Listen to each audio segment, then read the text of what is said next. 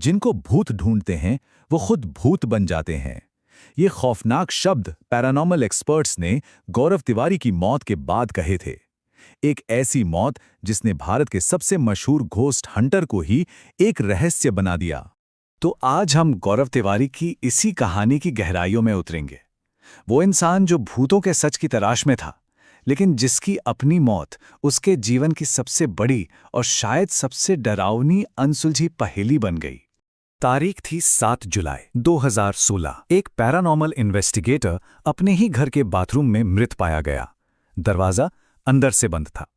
Police ने कहा यह आत्महत्या है। परिवार ने चीख कर कहा यह हत्या है।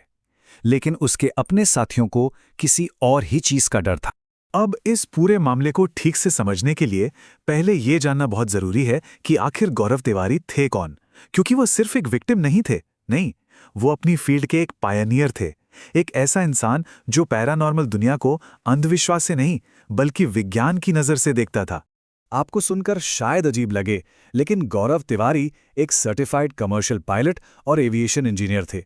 पढ़े लिखे, साइंटिफिक सोच वाले, और इसी सोच के साथ उन्होंने 2009 में इंडियन पैरानॉर्मल सोसाइटी की स्थापना की।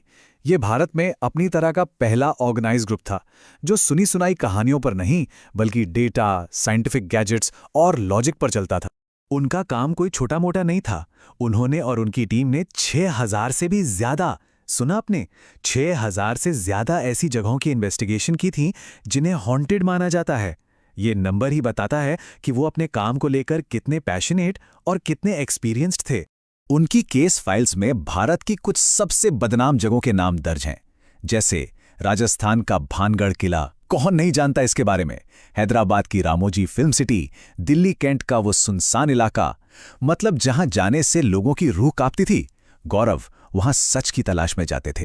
तो चलिए अब सीधा चलते हैं उस रात पर, वो आखिरी रात जब सब कुछ हमेशा के लिए बदल गया। गौरव तिवारी की जिंदगी के आखिरी कुछ घंटे, ये एक ऐसी टाइमलाइन है जिसका हर पल जवाब देने के बजाय एक नया और ज्यादा गहरा सवाल पैदा करता है।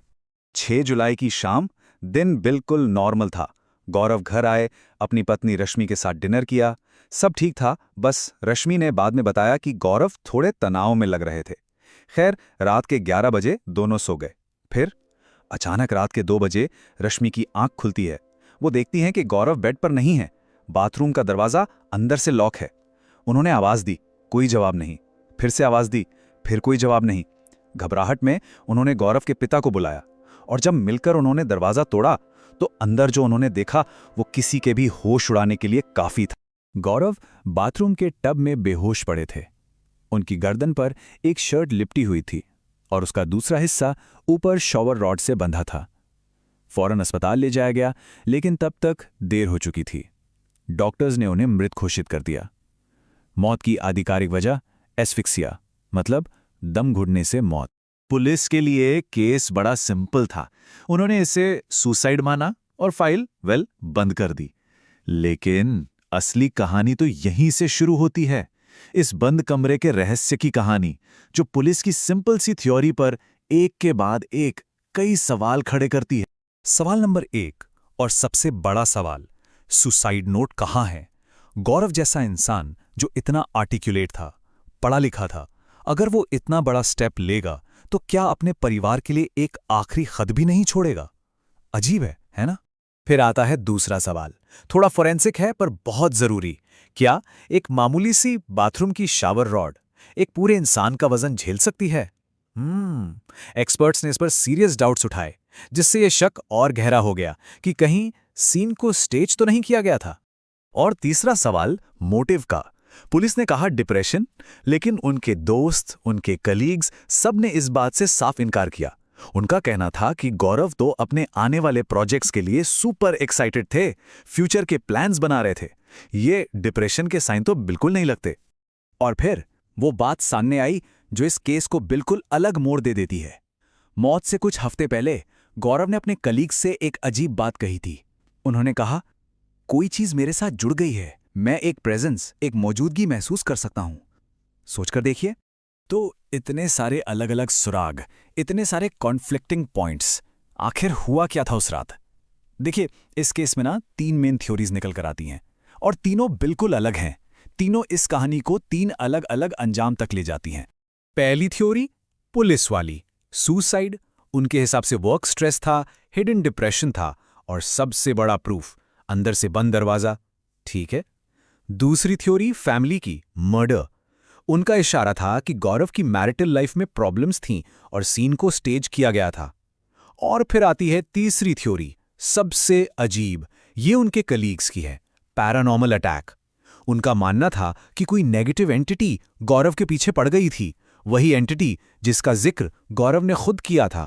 तो गौरव तिवारी की मौत सिर्फ एक इंसान की मौत नहीं बनकर रह गई। इसका असर बहुत गहरा हुआ उनके परिवार पर, उनकी ऑर्गेनाइजेशन पर और इंडिया की पूरी पैरानॉर्मल कम्युनिटी पर। ये एक ऐसा केस है जो कागजों में तो बंद हो चुका है, लेकिन लोगों के दिमाग में आज भी खुला हुआ है।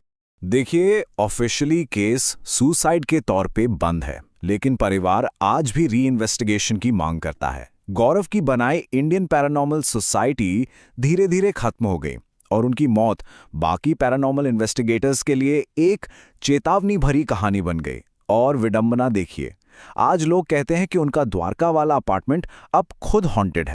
तो आखिर इस कहानी का मतलब क्या निकाले हम?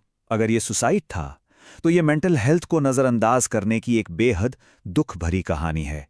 अगर ये मर्डर था, तो ये इंसाफ के फेल होने की कहानी है, जिसमें एक कातिल आज भी आजाद है। और अगर ये पैरानॉर्मल था, तो ये एक सीधी, साफ और डरावनी चेतावनी है कि आप जिन चीजों का शिकार करते हैं, कभी-कभी वही आपका शिकार कर लेती हैं। सोचिए इस विडंबना को। उन्होंने अपनी पूरी जिंदगी भूत प्रेतों के सबूत ढूंढने में निकाल दी और आखिर में वो खुद एक भूत की कहानी बनकर रह गए। आत्महत्या, हत्या या कोई अप्राकृतिक हादसा, गौरव तिवारी की पूरी कहानी आखिर में इन्हीं 3 शब्दों के बीच आकर ठहर जाती है। एक ऐसा सवाल जिसका जवाब शायद अब कभी नहीं मिलेगा, और शायद यही बात इस रहस्य को हमेशा जिंदा रखेगी।